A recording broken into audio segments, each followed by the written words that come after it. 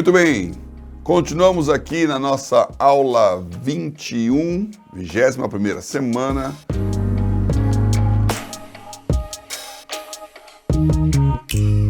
Na sequência do livro de Salmos, de 37 até 57, paramos no Salmo 41, que também encerra o final do primeiro livro de Salmos. Como já foi dito aqui, dos 150 Salmos, os judeus dividiram em 5 livros, 5 leituras internas.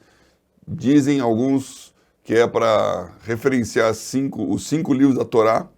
Não há uma clara explicação dessa divisão, mas do Salmo 1 até o Salmo 41 é o primeiro livro que se encerra com sempre uma doxologia, se encerra com uma exclamação em relação a Deus. Por exemplo, aqui no Salmo 41, 13, último versículo: bendito seja o Senhor, Deus de Israel, de século em século. Amém e amém. Então esse amém e amém termina uma primeira fase aqui. E começando o livro 2 de Salmos, ele também tem uma característica interessante. Nesse livro e na sequência, eles são chamados de salmos elohísticos. Essa pouca gente sabe, né? Salmos elohísticos, que vem de Elohim. Por quê? Porque nestes salmos, que vão aqui do 42 até o 83, o nome de Deus não aparece como Jeová ou Yahvé, assim como Elohim ou outras de suas atribuições. Então, durante esses salmos, a frequência com que o nome de Deus aparece não é como Jeová, é como Elohim. Então, eles são considerados salmos elohísticos. Salmo 42, um salmo conhecido também por suas músicas, pela poesia dele, né? Como o servo brama, anseia pelas correntes das águas, assim suspira a minha alma por ti, ó Deus. A minha alma tem sede de Deus, do Deus vivo. Quando entrarei e me apresentarei ante a face de Deus? E o famoso, para mim muito famoso e tocante versículo 5, porque estás abatida, ó minha alma, e por que te perturbas em mim? Espere em Deus, pois ainda o louvarei na salvação da sua presença. Salmo é isso, né? Música. O nome salmo em grego é canção, música. E ele mexe com a sua alma. Quantas vezes nós oramos assim, né? Porque está abatida a minha alma. Espere em Deus, porque estás abatida, ó minha alma. Então, música que vem na cabeça, e você canta isso, medita nisso, pensa nisso, e crê nisso. Espere em Deus, pois ainda o ouvirei, a Ele o meu refúgio e Deus meu. Então, salmos para serem cantados em época de dificuldade, época de angústia. E ele termina novamente com o versículo 11, porque estás abatida a minha alma, e por que te perturbas dentro de mim? Espere em Deus, pois ainda o louvarei. Então, se você está nesse momento descrendo desse futuro, espere em Deus. Você ainda vai ter ações de graças, ainda vai louvar. Você pode estar como o salmista aqui dizendo, um abismo chama outro abismo. Você pode estar dizendo, por que te esquecesse de mim? Por que ando angustiado por causa da opressão do inimigo? Então, tem muita coisa que pode estar acontecendo e você não explica, mas você termina dizendo isso: espere em Deus, pois ainda louvarei, Ele é a salvação da minha face e o meu Deus. Salmo maravilhoso, Salmo 42. Continuando aqui, Salmo 43, muito interessante esse salmo, também acho que pouca gente sabe disso, né? Esse salmo é autoria desconhecida, é uma oração para que Deus se lembre da pessoa do salmista e volte a restaurar a sua posição, a sua condição diante do tabernáculo. Então, alguns dizem que foi Davi escrevendo quando fugia de Saul, ou quando fugia do seu filho Absalão, caberia, mas algumas passagens dele são muito interessantes, porque ele fala assim, é um salmo curto, né? São apenas 5 versículos, e ele fala para Deus restaurar, fazer justiça, livrar do homem injusto, fraudulento. E de novo perguntando, por que o Senhor está me rejeitando? Né? Por que as coisas não estão acontecendo? Por que me visto de luto por causa da opressão do inimigo?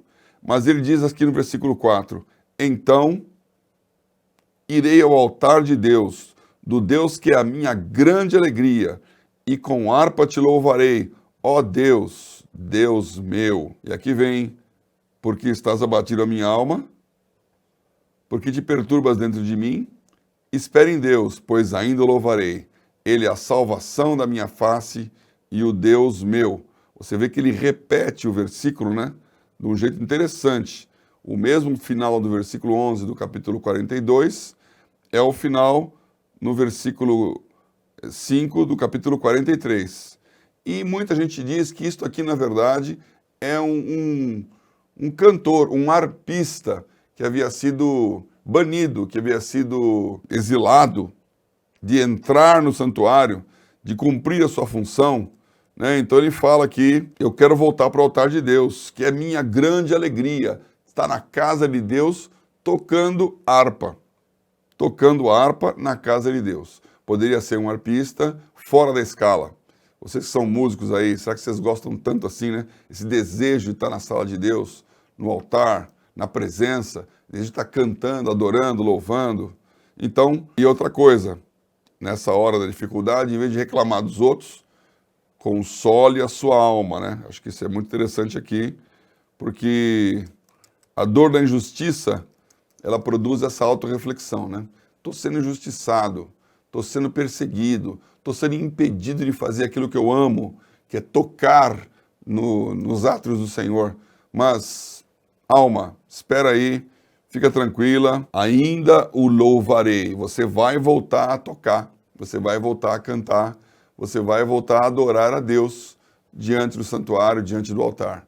Então, salmo para você que é da música e do louvor. Salmo 43. Salmo 44. Salmo 44 também tem uma característica interessante. Ele é uma lamentação coletiva, ou seja, ele está na primeira pessoa do plural, ele é nós, não sou eu, não é uma pessoa, o salmista, falando algo, pedindo algo para Deus. É um coletivo, é um povo. Ó Deus, nós ouvimos com os nossos ouvidos. Nossos pais nos têm contado os feitos que realizaste seus dias nos tempos da antiguidade. E é uma lamentação, porque eles estão dizendo, Deus, nós ouvimos tantas coisas gloriosas, mas não tem nada acontecendo. Estamos clamando o favor de Deus, como no passado. E aí, então, isso situa esse salmo, muito provavelmente, entre o período da destruição das 10 tribos do norte, quando os assírios invadiram por volta do ano 700 a.C., mas antes da destruição do Reino do Sul. Por que eu digo isso? Porque eu digo isto, né? Porque quando você olha aqui como ele fala, por exemplo, aqui, no versículo 11, ele diz, tu nos entregaste como ovelhas para comer e nos espalhaste entre as nações. E essa foi uma característica dessa ação assíria, quando acaba o reino de Israel, como nós estudamos aqui, e os assírios colocam povos de outras nações ali, e que dá origem aos samaritanos, e mandam o povo de Israel, das tribos do norte, espalhados entre as nações. Então isso aconteceu depois, esse salmo foi escrito ou cantado depois desse evento. Mas ao mesmo tempo, no versículo 17 ele fala, tudo isso nos sobreveio, todavia, não nos esquecemos de ti, nem nos houvemos falsamente contra o teu conserto. O nosso coração não voltou atrás, nem os nossos passos se desviaram das tuas veredas. Ou seja, eles estão dizendo, estamos firmes aqui aguentando. Por favor, restaura. Ou seja, não condiz com pós-exílio, quando aquela percepção de nós falhamos, nós como nação pecamos, nós não fomos fiéis, é predominante nas frases e nas orações, né? Então, esse salmo aqui, o Salmo 44, provavelmente escrito nesse intervalo de 100 e poucos anos, entre a destruição do Reino do Norte e a destruição ou o exílio do Reino do Sul. Salmo coletivo. Vamos para o próximo. Salmo 45. Também interessante aqui. Aliás, eu vou falar um pouquinho sobre isso aqui, né? Todos esses salmos foram escritos para serem cantados. E as instruções, portanto, no livro de de salmos em hebraico, elas vêm com as indicações de como cantar. A mesma coisa foi transplantada para o grego, a igreja ortodoxa usa, e para a igreja romana, para o latim. Então, existem sempre momentos em que esses salmos são cantados. A liturgia com que é realizada, tanto do hebraico, quanto da igreja ortodoxa, quanto da igreja romana. Vamos ver alguns exemplos aqui para frente. Esse aqui, o Salmo 45, é um salmo interessante. Eles chamam esse salmo de epitalâmio. Epitalâmio. Olha que palavra em português, vem de um latim também, né? Epitalâmio, o que é isso? Epitáfio, talvez você já tenha ouvido falar, né? Que é aquilo que você escreve ou fala no momento que a pessoa morre, né? Deixa ali na tumba dele um epitáfio, a frase, um bom homem, fez isso, fez aquilo, uma frase que ele falou na vida, é um epitáfio. Epitalâmio é uma canção de casamento. Então é uma letra de música na hora de um casamento. Porque este salmo, ele descreve o casamento de um rei com uma rainha não judia, com uma princesa estrangeira. Então, ao longo da história, você vai vendo aqui essa estrutura de cântico, de adoração, de louvor, de um rei, uma mulher que não é de Israel. E isso é muito interessante, porque lá no latim, né, eles começam esse salmo, ele fala Eructavit cor meum. Eructavit cor meum, que é a frase inicial. O meu coração ferve. Cor é coração, né? Então, ele está fervendo, está em ebulição, está em erupção. Meu coração ferve de boas palavras. Então, nos cânticos da Igreja Católica, eles recitam isso. Eu até pensei, acho que vou colocar aqui um pedacinho desses cânticos, obviamente, lembrando que a Igreja Católica tem uma tradição de música refletindo o começo da igreja, quando ela ainda era perseguida, e, portanto, não tinha instrumentos, bem diferente do salmo aqui. Então, são cânticos ou cantos gregorianos, madrigais. Vou colocar um pedacinho aqui para você ouvir e entender aqui como é que é esse cântico que é feito aqui, por exemplo, no Salmo 45. Agora, o que achou? Bonitinho aí? Gostou? Música ao longo dos séculos. Mas, voltando aqui, e quem seria este rei, né? Muitos falam que era o rei Salomão casando com a filha do faraó, a rainha, a princesa egípcia. Ela é uma não judia, né?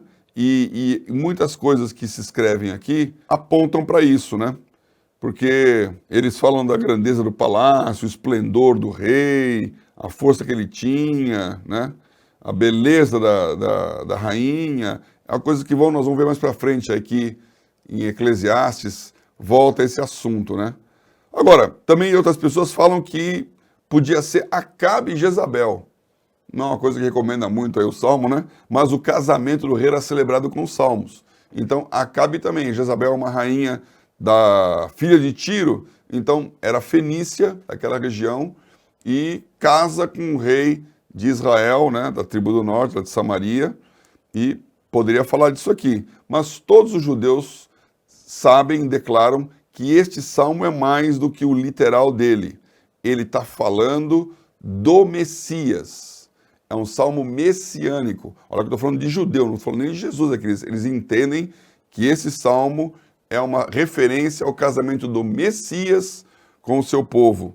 A vinda desse Salvador que vai casar com a nação de Israel. E quando a gente vê aqui, a gente vê que realmente, olha só, olha o que está escrito no versículo 7. Tu amas a justiça e aborreces a impiedade. Por isso Deus, o teu Deus, te ungiu com óleo de alegria, mais do que a teus companheiros. Bom, aqui é claríssima a referência que Hebreus faz este salmo quando declara de Jesus, escolhido no meio de todos, diferentemente, pois a quais dos anjos jamais disse, tu és meu filho, hoje te gerei. Ou então, citando esse texto, ama a justiça, aborrece a impiedade, Deus teu Deus te ungiu com óleo de alegria, mais do que seus companheiros. E manteiga e mel comerá, até que aprenda a discernir o bem e do mal, amar a justiça e aborrecer a impiedade. Então, é claramente um salmo messiânico e é claramente um salmo que se refere a Jesus. Então, interessante, é um salmo de cântico nupcial, é esse salmo aí epitalâmico, né? Feito pelos filhos de Corá, que pode ter sido Jezabel com Acabe, a egípcia com Salomão, mas que com certeza fala e aponta para Jesus. Vamos para o próximo aqui, Salmo 46. Você talvez não conheça esse salmo, mas com certeza conhece a música que foi inspirada nele. Ó, vou dar perguntinha aqui, ó. Olha o Salmo 1, Salmo 46, 1. Deus é o nosso refúgio e fortaleza, socorro bem presente na angústia. Você deve ter ouvido muitas músicas com essa canção aqui, né? Deus é o nosso socorro e fortaleza. Aliás, refúgio e fortaleza. Socorro bem presente no dia da angústia. Teve uma pessoa que ouviu, leu e se inspirou para escrever uma música nesse salmo, que é uma música que permeia toda a história da igreja protestante, é considerada a Marselhesa da Reforma Protestante, é Castelo Forte. Castelo forte é o nosso Deus, socorro e bom refúgio. Então, inspirado aqui em cima de Salmo 46:1, Lutero escreve a canção mais conhecida da Reforma, Castelo Forte. Muito bem, esse salmo aqui, ele é interessante, porque no versículo 4 ele fala, há um rio cujas correntes alegram a cidade de Deus, o santuário das moradas do Altíssimo. Esse rio, também pergunta, isso aqui é uma menção ao Espírito Santo? Um rio cujas correntes alegram a cidade de Deus. Então vamos falar, é o Rio Jordão, é um rio de Jerusalém, é um rio...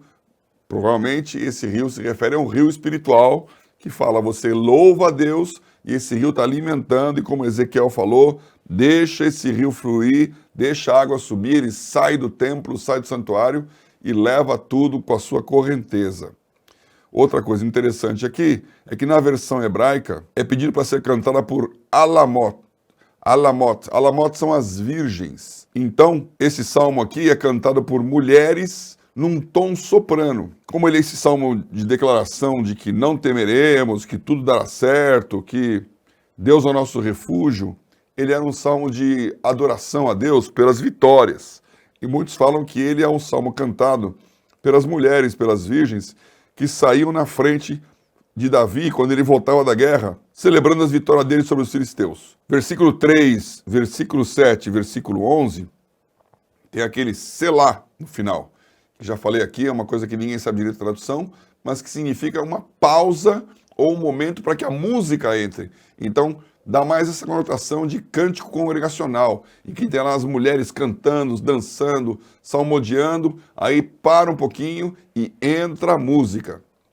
Quem vai para Israel vê isso até o dia de hoje. Eles têm lugares públicos, grupos de música ali cantando, tocando, dançando, e aí vem um momento em que para a voz e fica a música e fica a dança, aí volta a voz. Essa dinâmica aqui do Selá. Então, esse salmo é um salmo alegre, um salmo musical, um salmo de celebração que Lutero pegou para o seu Castelo Forte. A sequência também é um salmo que eu gosto muito, Salmo 47, que na versão aqui está aplaudir com as mãos todos os povos, mas que é muito conhecido por batei palmas. Batei palmas todos os povos, cantai a Deus com voz de júbilo. Eu não sei se você conhece essa música, para mim ela foi marcante aí no começo, na juventude, no começo da igreja. Batei palmas, né? O pessoal começava batendo palmas.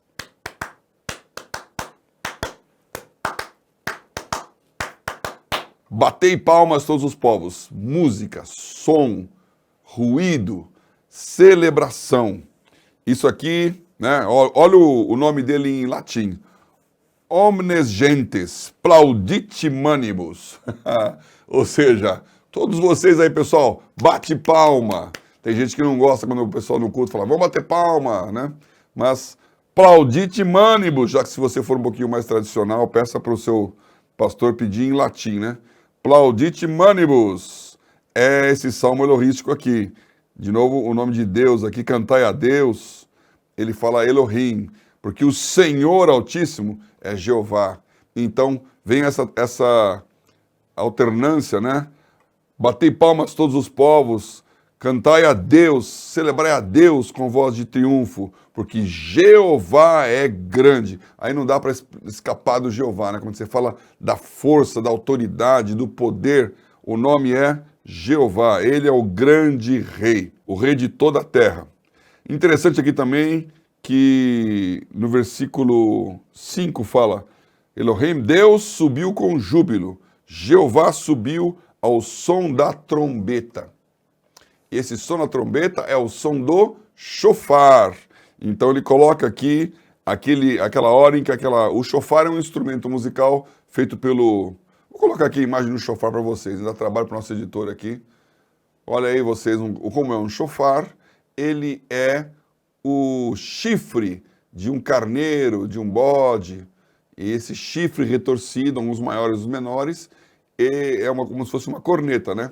Então ele obviamente não tem a gradação de tom. Você faz com a embocadura, como se fosse um trompete, né?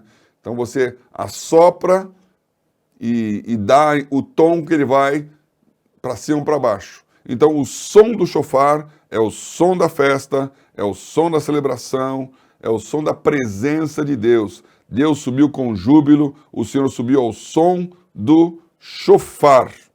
Glória a Deus, mais um salmo poderoso aqui. Esse salmo, ele é cantado nos Rosh Hashanahs, né? Nas celebrações das grandes festas. Já falei aqui, o povo de Israel tem uma identidade nacional com as festas. Há 7 festas em Israel, 3 grandes em que todos se congregam e todos celebram. E essa aqui do Ano Novo, né, do Rosh Hashanah, do Yom Kippur, Dia do Perdão, e Rosh Hashanah é uma dessas festas aqui, som de shofar. Muito bom. Esse foi o Salmo 47. Vamos para o 48? Salmo 48. Mais um aí que no cântico latino, ele é chamado como as primeiras letras, né? Magnus Dominus. Magnus Dominus. Grande é o Senhor. Grande é o Senhor. Eu lembro quando era adolescente, fazia umas brincadeiras de interpretar, fazer mímica de palavras, né? E uma pessoa mais velha veio falar sobre essas palavras, e a palavra era domingo, dominus, e ela tentou fazer essa associação de dominus com Senhor, só que eu não sabia, porque o pessoal mais antigo estava esse latim aí, essas expressões eram comuns na própria... Meu pai aprendeu o hino nacional brasileiro em latim, então nós não temos essa tradição latina, né? Como é a liturgia da Igreja Católica tão forte até os anos 60 e 70, a própria missa rezada em latim. Muitas palavras latinas vinham aqui. Então, esse Magnus Dominus era um nome interessante. Mas o que eu quero dizer para vocês com esse salmo aqui, é aproveitá-lo para explicar uma coisa que o Israel fazia com os salmos. Eles fazem aqui o que eles chamam de Shir Shel Yom. Shir Shel Yom. Yom é o dia, né? Dia. Então, é o salmo para ser cantado no dia tal. Então, eles, na tradição hebraica, a cada dia da semana, escolhem um salmo para ser cantado nas orações, no final da adoração matinal. Então, este salmo, o Salmo 48, é o salmo da segunda-feira. É o segundo dia da semana, para os judeus, né? Começa no domingo, sábado é o último dia, domingo é o primeiro, segundo dia da semana, para nós também, né? E é o segundo dia da criação. Então é interessante que os judeus escolheram 7 salmos para os 7 dias da semana, esse é o segundo, e em cada um deles o nome de Deus aparece como a letra correspondente. Então aqui, por exemplo, no hebraico, né? No português aqui caiu também, porque ele fala, grande é o Senhor. Então, esse Magnus Dominus, no hebraico, vai ser Deus, a segunda letra. Então, o segundo nome que aparece no dia do segundo dia da criação é o salmo que é recitado aqui. É o Salmo 48. Para cada dia tem alguma coisa que tem a ver aqui. Depois, se vocês quiserem, posso até passar aqui. Se você quiser, manda aí um comentário que eu posso explicar melhor esse assunto do Shir Shel Yom e os seus salmos, né? O primeiro salmo é o Salmo 24, que fala da grandeza de Deus, o Deus da terra e da sua plenitude, e aí então fala da criação. O Salmo 48, que é esse aqui, grande é o Senhor e muito digno de ser louvado, né? Muito digno de louvor. Refere-se ao segundo dia da criação, quando ele separou as coisas que ele fez, os céus da terra, e reinou sobre todas elas. Então, vai por aí para frente, Salmo 48. Vamos ficar por aqui. Não, vou falar mais um, vai. Vou falar mais um aqui, o Salmo 49. O Salmo 49 também é muito interessante. Por quê? Porque aqui ele é mais misterioso. Muitas coisas dos salmos, como são poéticas, elas têm interpretação. Você viu quantas palavras aqui, elas estão nos salmos, mas fazem referência a Jesus no Novo Testamento, né? Aqui também ele diz assim, olha, versículo 4, eu estou aqui no Salmo 49, 4. Inclinarei os meus ouvidos a uma parábola, decifrarei o meu enigma na harpa. Versículo 3, a minha boca falará de sabedoria e a meditação do meu coração será de entendimento. Inclinarei os meus ouvidos na harpa, por parábolas. Inclinarei os meus ouvidos a uma parábola e decifrarei o meu enigma na harpa. Ou seja, ele está dizendo aqui, Deus fala por enigmas, Deus fala por parábolas. E quando Jesus foi questionado, por que o senhor não fala reto e papo reto? Por que o senhor não diz o que está acontecendo? E aí ele fala, está escrito, abrirei minha boca numa parábola, inclinarei os meus ouvidos por ela. Então, esse salmo está referenciando também a maneira como Deus fala conosco, através de parábolas, através de enigmas, através de palavras de sabedoria que exigem meditação do coração. Então, não desanime quando você não entende, porque há uma palavra por trás que vai trazer mais vida ainda. Há um significado mais profundo que vai mexer ainda mais com a sua alma. Os Salmos, o livro de Salmos não é apenas para recitar, é para viver, é para meditar, guardar a palavra no seu coração. Com essa palavra das parábolas, vamos para a parte final dessa semana, o Salmo de 50 até o 57. Até lá.